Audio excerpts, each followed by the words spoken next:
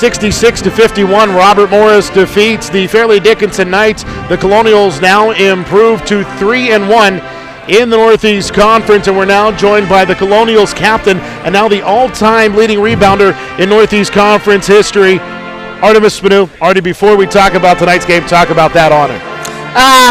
Thank you, Gusky. I don't know. I mean, I keep going hard every game, and I got the record. It's an honor for me. I'm really happy, and it shows that hard work always pays off. So I'll keep doing that. Talk about tonight's game. Yet again, 20-plus rebounds, another double-double, and you lead your team to, most importantly, another NEC victory. Yes, we came out not without. We came without energy. We needed to step it up, but at the second half, we came slow. But then we talked in the locker room. We need to win this game again. We need victories now against Fairleigh Dickinson. We got it, and I'm proud of the team, how they came out the second half and they listened to what we said. Yeah, and also talk about, I was going to ask you about the locker room, but that you just really showed it. You guys came alive in the second half.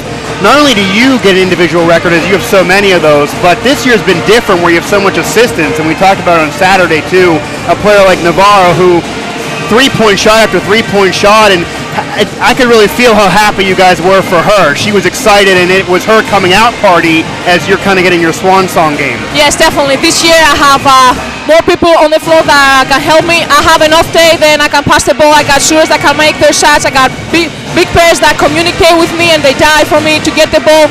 It's easier for me this year, and that helps with my game, and I help them with their game. Colonial Captain Artemis Spanu, thanks a lot for your time, and we will talk to you again down the road. Congratulations. Again, Robert Morris wins 66-51. The Colonials now 3-1 in the NEC.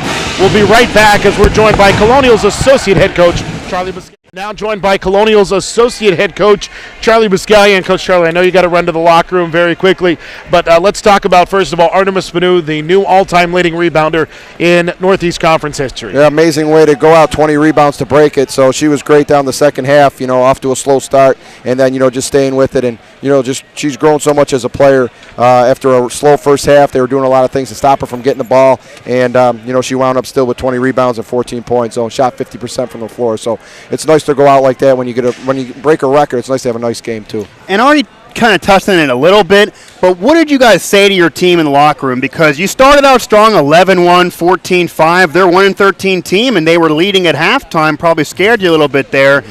What kind of changed? Because the first few minutes of the second half was slow, and then all of a sudden flicked the switch, and it just – they had no longer had a chance. They couldn't score on offense, and you guys didn't miss a shot after being so cold for so long. Yeah, we talked to them a lot about how, it's not about just shooting the ball. We got off to a good start shooting the ball, but we weren't doing a lot of other things. We weren't causing turnovers. We weren't, getting the offensive rebound early on from anybody but Artemis. And we needed our big players to get in there and offensive rebound and post up also. We were just missing layup after layup, and it was like we're missing shots, but we can do other things to, create our offense, create fast breaks. And I think that's what really the run came from.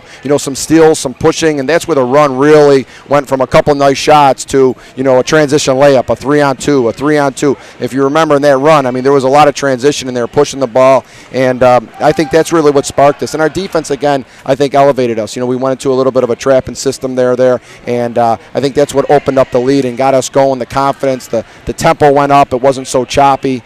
And the defense pushed the offense. Sure. See that. Yeah, the defense ignited our offense.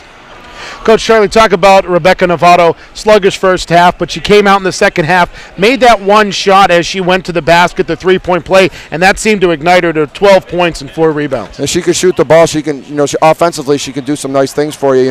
Defensively is what we always got to work on with her, and she's coming along a little bit lately, and her minutes have gone up since. So she always could shoot the ball, and you get her an open shot like that. They were really worried about Spanu down low, and with her at the top of the key and the kick out, it was a lot different than somebody else, where she can extend that to 2-3 feet behind the line, and she'll shoot that really well when she's wide open. So real good stroke for that girl, and if you get her an open shot, she hits it most of the time. What do you think maybe was affecting Asher Valley? She came off a 20-point game on Saturday. She was sluggish early on, wasn't hitting her shots. Part of the overall unluckiness, and I rarely say that, but it was unluckiness, you guys missing some shots. Right. She had a couple of those, but it seemed like kind of an off game for her. We saw her sit on the bench for longer than usual. Yeah, she had a real good game last. She played really well. Oh, yeah. Last game she was lights out, and I think today, she was it freaked her a little bit that she got off to a slow start. And I think it was, she was pressing, and she went to the bench. She had 3 fouls, so there was still 16 minutes to go in the game. We said let's make sure she doesn't pick up her 4th. Then she's got to play cautious the whole game. We need her intensity on defense, so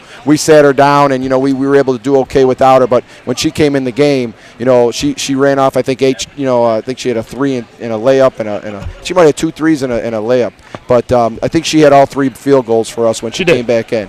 And that was a big spark for us. And I think that was her growing up in maturity.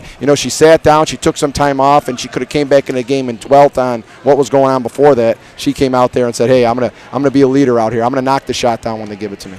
Before we let you go, in-state rival coming to the Sewell Center this upcoming Saturday, the St. Francis Red Flash, a team that, regardless of the records, both teams always play each other so very tough. No, they're tough. I only got to see them a little bit because we were watching, one game that we were watching Sacred Heart, and they were playing Sacred Heart. They're up and down. You're going to see a team that, I think they average 100 points in the last 5 games. So it's been out of control with how they play up and down. So they're a big tempo type of team. They're going to come in here. They're going to try to, they're going to try to make the tempo theirs, and we got to do some things to bother them because they have no problem with going up and down and scoring, and we gotta make sure we don't let them get comfortable and get them in their style of play. So I haven't looked at them much, but the little I saw of them, it's an up and down battle with them. Give the girls some rest before that because you're also going on the road pretty soon afterwards with the young team, so it'll be important. Sure, we have our routine, and we're having 2 games in 3 days here.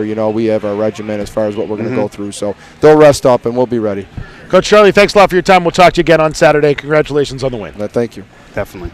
Again, the final score, Robert Morris 66, FDU 51. The Colonials now 3-1 in the Northeast Conference. For Mike Asti, I'm Adam Gusky. We'll talk to you again on Saturday.